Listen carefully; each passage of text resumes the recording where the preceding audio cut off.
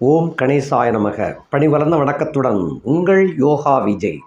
மீன உச்ச வக்கர சுக்கிரனின் தில்லாலங்கடி கூத்துக்கள் ரிஷபராசியில் பிறந்த உங்களுக்கு என்னென்ன அலப்பறைகள் எல்லாம் தர்றாரு, அது எப்படி இருக்குங்கிறத பற்றி சுருக்கமாக பார்க்கலாம். இவர் எப்பயுமே ஒரு மாதத்திலிருந்து 45 நாட்களுக்குள்ள, அதாவது 30 நாள்லேருந்து 45 நாட்களுக்குள்ள ஒரு ராசியை கடந்து போயிடுவார். இந்த ஒரு வருஷத்துக்கு ஒரு சமயம் அவர் ஒரு வீட்டில் ஸ்டாண்டர்டாக உட்காந்துருவார். அந்த வீடு சில பேருக்கு நல்லதாக அமையும், சில பேருக்கு கெட்டதாக அமைஞ்சிடும். அப்படி இருக்கின்ற அந்த நிலை இப்போ உங்களுக்கு வந்திருக்கக்கூடிய நிலை என்னன்னா, அந்த சுக்கிரன் உங்களுடைய ராசி நாயகன்தான். உங்களுடைய ராசி நாயகனைத்தான் உலகம் முழுவதும் காமத்துக்கு அதிபதியாக கொண்டாடப்பட்டு கொண்டிருக்கிறது. இவருடைய தயவு இல்லை என்றால் காமசுகத்தை பெற முடியாது. தாம்பத்திய வாழ்க்கை என்பது இல்லாமல் போய்விடும்.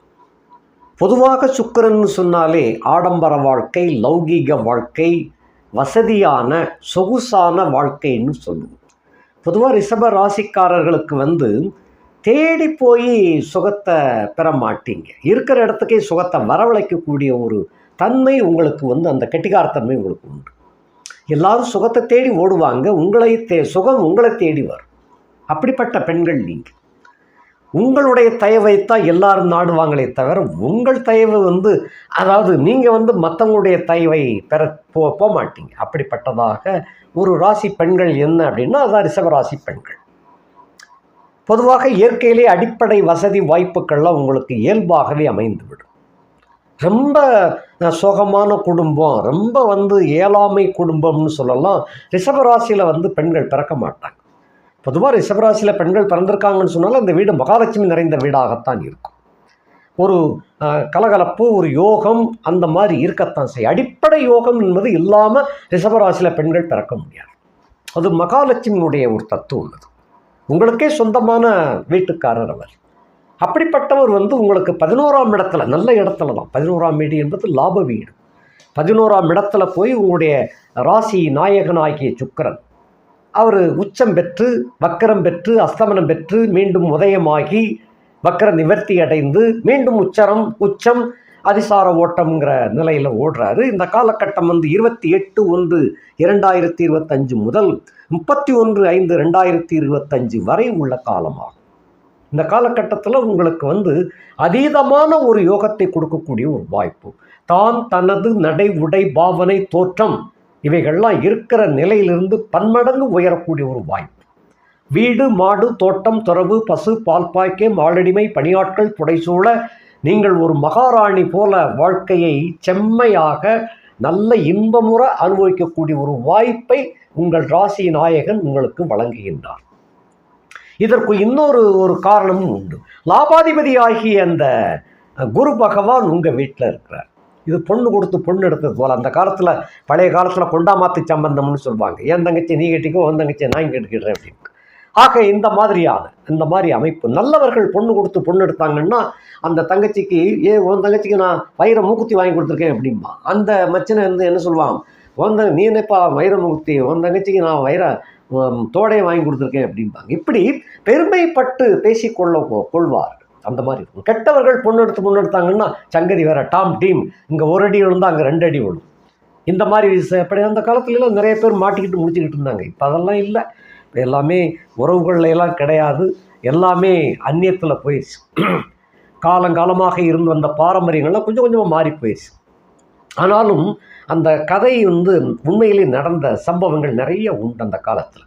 அதே போல் கிரகங்களும் என் வீட்டில் நீ இருந்துக்கோ, உன் வீட்டில் நான் இருந்துக்கிட்டேங்கிறது போல் அந்த குரு பகவானுக்கும் சுக்கிரனுக்கும் உங்களுடைய வீட்டுக்காரருக்கும் எப்பயுமே ஆகாது. ஒருத்தருக்கு பரம எதிரிகளாக இருந்தாலும் கூட இந்த குரு உங்களுடைய ராசி நாயகனுக்கு உச்சத்தை கொடுக்குறார். அதே போல் அந்த 11ஆம் இடத்துக்காரருக்கு நீங்கள் பகையாத்தான் கொடுக்குறீங்க. இங்கே அவர் கோச்சிக்கிட்டு தான் இருக்கிறார் 11ஆம் இடத்துக்காரர். இருப்பினும் 2 பேரும் பரிவர்த்தனை ராஜயோகம் என்ற கணக்கில் இருக்கின்ற காரணத்தினால வாழ்க்கை தரம் உங்களுக்கு பன்மடங்கு உயரக்கூடிய காலகட்டமாக விளங்கும். நினைத்த காரியத்தில் முழுமையான வெற்றியை பெற்று விடுவீர்கள். தோல்வி என்பது இந்த இடத்துல இல்லை. நீங்கள் எதை குறியிட்டு தாக்குகிறீர்களோ அது கண்டிப்பாக உங்களுக்கு நிச்சயமாக கனி. அந்த மாதிரியான இப்போ கல்வி அப்படின்னு எடுத்துக்கிட்டேன்னு சொன்னால் குறிப்பிட்ட இலக்கை அடைய வேண்டும் என்ற பெண்கள் கண்டிப்பாக இலக்கை அடைஞ்சிருவாங்க. நிச்சயமாக போட்டித் தேர்வுல முதல் மாணவியாக வந்து சேர்ந்துருவீங்க. அந்த மாதிரி இருக்குது. அதே போல் காதல் சம்பந்தப்பட்ட விவகாரங்களில் வந்து உங்களுக்கு பெரிய வெற்றியை கொடுக்கும். நீங்கள் நினைத்தது போல் அந்த காதல் ஜெயிக்கும். காதல் என்றும் தோற்றதில்லை, காதல் நிச்சயமாக ஜெயிக்கும். அதிலும் உங்களை பொறுத்தமட்டில் இந்த காலகட்டத்தில் வந்து பலரும் பாராட்டக்கூடிய அளவிலே அந்த காதல் வந்து ஊரே மெச்சக்கூடிய அளவில் அரேஞ்ச்டு மேரேஜாக இருசாரரும் ஒத்து ஊதி அந்த திருமணத்தை நடத்தி வைக்கக்கூடிய ஒரு வாய்ப்பு உங்களுக்கே. இந்த அளவுக்கு என் கல்யாணம் நடக்கும்னு நான் எதிர்பார்க்கல அப்படிங்க, அந்த மாதிரி நடக்கும். அதே போல் திருமண வாய்ப்பை தேடி இருக்கின்ற அந்த பெண்கள், சில சராசரி பெண்கள் இருப்பாங்க இல்லையா, அவங்க வந்து காதல் இல்லாமல் பொதுவாக இருப்பாங்க, வரன் தேடிக்கிட்டு இருப்பாங்க அவங்க ஆற்றுல வீட்டில். அந்த மாதிரி உள்ள பெண்களுக்கு வந்து நிச்சயமாக இந்த காலகட்டத்தில், அதாவது மே 31க்குள்ள நல்ல வரன் அமையும். கிட்டத்தட்ட குறிப்பாக வடகிழக்கு திசை அல்லங்கில் தென்மேற்கு திசையில் வந்து வரன் நல்லபடியாக அமையும். அதே சமயத்தில் உங்களுடைய கல்யாணம் பண்ணக்கூடிய அந்த வரன் வந்து பெரும்பாலும் வெளிநாட்டில் வேலை செய்யக்கூடியவராக இருப்பார். அரசு அதிகாரியாக கூட சில இடங்களில் இருப்பாங்க. அந்த மாதிரியாக இந்த தருணம் உங்களுக்கு ரிஷபராசி பெண்களுக்கு வந்து அப்படி அமையும். குடும்பத்தில் உள்ள ஏற்கனவே பெண்களுக்கு வந்து குடும்பம் ரொம்ப நிச்சயமாக அது அதிரூபமாக விளங்கும்.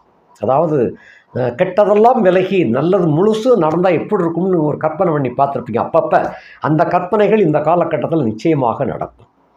அந்த மாதிரியான ஒரு யோக அமைப்பு. குருவும் சனி வந்து இப்போ அந்த 10ஆம் இடத்துல இருந்துண்டு 11ஆம் இடத்தை நோக்கிய பயணத்தில் வேகமாக போய்கிட்டு இருக்கிறாரு. அந்த 11ஆம் இடத்துக்காரருடைய சாரத்தை வாங்கி போய்கிட்டு இருக்கிறார். அந்த சாரம் என்பது வந்து லாபாதிபதியினுடைய சாரத்தை பெற்று அந்த சனி போகின்ற அடுத்த சனி பயிற்சி வந்து இந்த ஆண்டு கிடையாது, அடுத்த ஆண்டு தான். 2026ஆம் ஆண்டு மார்ச் மாதத்துலாம் சனி பயிற்சி ஆகுது. இப்போவே அதாவது யானை வரும் பின்னே மணி யோசை வரும் முன்னே அப்படிங்கிறது போல புரட்டாதி 1 அந்த சனி பயணிக்கின்ற காலகட்டத்திலே உங்களுக்கு யோகம் தொடங்கிடும். அதிலும் பருத்தி புடவையாக கச்சு புடவை கையில் கிடைச்சது போல் அந்த சுக்கிரன் உங்களுடைய ராசி நாயகனும் உச்சம் பெறுகின்ற காரணத்தினாலும் பரிவர்த்தனை பெற்றிருக்கின்ற காரணத்தினாலும் உத்தியோகத்தில் உள்ள பெண்களுக்கு எதிர்பாராத திருப்பம், திடீரென்று ப்ரமோஷன், சம்பளம் ரெட்டிப்பு சம்பளம், கேட்ட சலுகைகள், என்கிரிமெண்ட் எல்லாமே கிடைக்கும். நீங்கள் நினச்சது போல் நல்ல போஸ்டிங் கிடைக்கும். நம்ம பக்கத்தில் வேணும்னு நினச்சிப்பீங்க. சில ஊருக்கு அந்த ஊர்லாம் கிடைச்சா ரொம்ப நல்லா இருக்கும்னு நினச்சிப்பீங்க. அதை கரெக்டாக அந்த ஊருக்கே போட்டிருப்பாங்க சொல்லி வச்சது போல். யாரும் எதிர்பார்க்காத அளவுக்கு அந்த மாதிரி அந்த உத்தியோகம் மாறுதல் கிடைக்கும். ரொம்ப பெருமையாக நினைக்கக்கூடியது. வண்டி வாகனம் சொத்து சுகங்கள் வீடு மாடு பங்களா தோட்டம் இவைகள்லாம் உங்களுக்கு இந்த காலகட்டத்தில் நிறைய கிடைக்கக்கூடிய வாய்ப்பு இருக்குது. சந்தர்ப்பத்தை பயன்படுத்தி கொள்ளுங்கள், விட்டு விடாதீர்கள். சந்தர்ப்பம் ஒரு முறைதான் தேடி வரும், அதை விட்டு விடாதீர்கள். அதுவும் சுக்கிரனால் உங்களுடைய ராசி நாயகனால் கிடைக்கின்ற சந்தர்ப்பம் சொன்னால் சாதாரண விஷயம் அல்ல. அப்படிப்பட்ட அரும் சுகத்தை எப்பயுமே கிடைக்க முடியாத ஒரு இன்பம், ஒரு சுகம், ஒரு தாம்பத்திய வாழ்க்கை இப்படியெல்லாம் உங்களுக்கு அமைகின்ற ஒரு காலகட்டம். தொழில் வியாபாரம் செய்து கொண்டிருக்கக்கூடிய பெண்களுக்கு வந்து போட்டியாளர்களை தோல்வி அடைய செய்து, அதான் அந்த சத்துரு, அதாவது எதிரியாகிய குரு வந்து உங்கள் வீட்டில் உட்கார்ந்துருக்கிறாரு, உங்கள் வீட்டுக்காரர் இங்கே இருக்கார், எதிரி வீட்டில் போய் உச்சம் பெற்று விட்டார். ஆக போட்டியாளர்கள்லாம் கதிகலங்க வச்சு வெற்றி நடை போடக்கூடிய ஒரு காலகட்டம். உங்களுடைய கம்பெனி வந்து அவ்வளவு பெரிய கம்பெனியாக வளர்ந்துவிடும். சின்ன இத்தினோண்டு கம்பெனியாகத்தான் ஆரம்பிச்சிருப்பீங்க. இந்த சுக்கிரன் உங்களுடைய அருளால் உங்களுக்கு மிக பிரபல்யம் அடையக்கூடிய ஒரு காலகட்டமாக இந்த கட்டம் விளங்கும். வியாபாரத்தை விருத்தி செய்யலாம், விரிவடைய செய்யலாம். அதே போல் கிளை கம்பெனிகளெல்லாம் நீங்கள் ஆரம்பிக்கக்கூடிய காலகட்டம், தொழிலை விரிவாக்கம் செய்யக்கூடிய காலகட்டம். வியாபாரம் பெருகும், தொழில் பெருகும். வெளிநாடுகளுக்கெல்லாம் சென்று வியாபாரம் பண்ணக்கூடிய ஒரு யோகம். உங்களுடைய தொழில் உத்தியோகம் வியாபாரம் கூட உங்களுக்கு பெரும்பாலும் வெளிநாடு சம்பந்தப்பட்டதாக கூட உங்களுக்கு வந்து சேரும்.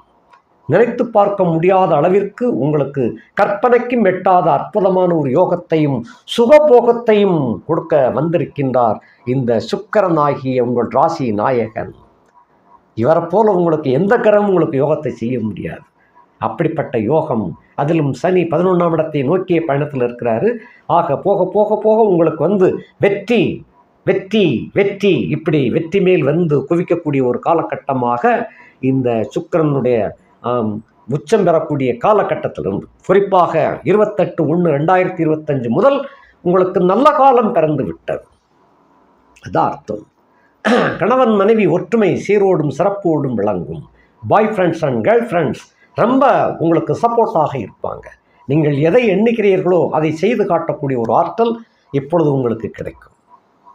யாரை எப்படி பந்தாடணும்னு நினச்சிங்களோ அதெல்லாம் இப்போ நீங்கள் அவங்க சர்வசாதாரணமாக விளையாடிட்டு போயிடுவீங்க. அப்படிப்பட்ட ஒரு யோக அமைப்பாக விளங்குகின்றது.